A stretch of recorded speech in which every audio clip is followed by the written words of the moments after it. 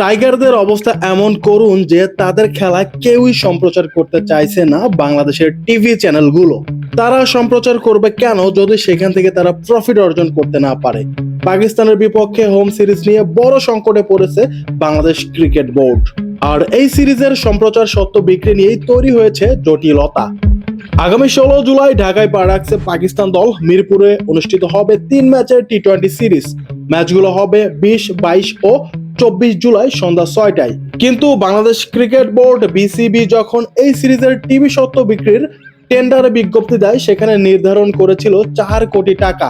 আশ্চর্যের বিষয়, নির্ধারিত সময়ে কোনো সম্প্রচারকারী প্রতিষ্ঠান আগ্রহই দেখায়নি। এর ফলে বিসিবি এখন ভাবছে মূল্য কমিয়ে টেন্ডার আবার ডাকার কথা।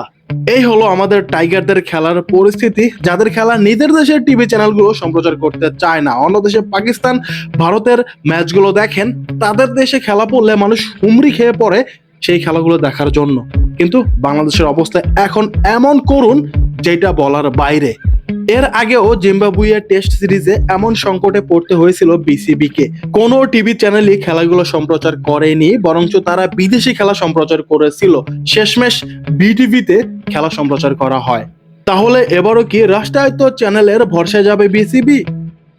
এখন সময় বলে দেবে কি হয়। আপনারা কি ভাবছেন বাংলাদেশের অবস্থা কেমন এবং কি কারণে টিভি চ্যানেলগুলো সম্প্রচার করতে চাইছে না?